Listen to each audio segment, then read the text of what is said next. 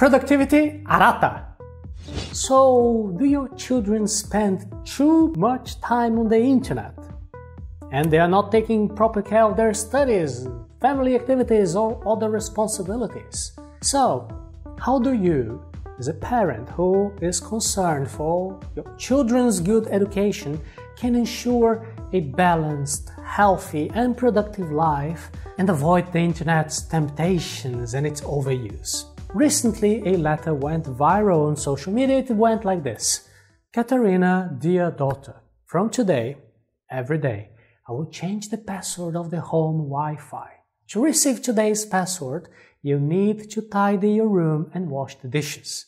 From the dad who loves you, Paulo. When I look at this example, my focus is not on clean up the room or wash the dishes. It could be anything else related to boundaries, the conditions for good relationships inside of that family. The most important point of this video is the ability to develop limits to improve communication, respect, discipline, and maturity. Maturing is the key word when we're dealing with teenagers. Adolescence is the time when we are maturing by finding new opportunities, new challenges, and therefore we need new limits. And it is up to parents to establish some important limits in this development.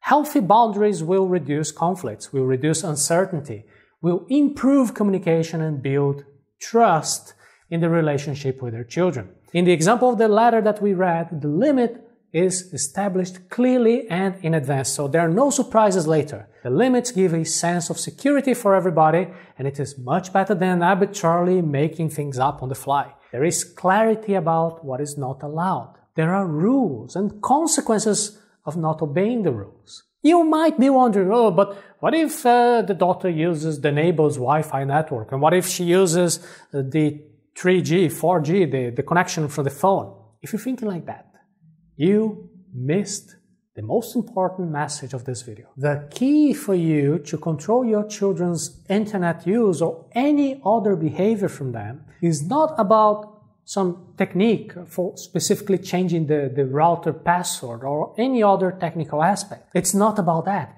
This is all about setting boundaries between what is acceptable and what is not acceptable. And for this, you always need to understand the unique characteristics of your child, remembering that each person is different. And when you are defining the limits, you need to be consistent. If you are constantly creating exceptions or changing the rules, it will only create confusion and lack of respect for the limits. You also need to establish the consequences of violated limits. When a rule is broken, what will be the consequence? The result should be something proportional to the boundary that was violated. If you overdo it, or if you set an unreasonably disproportionate punishment, it can generate a sense of injustice and indignation. And if the result is negligible, well, you can be sure that the child might violate the rule.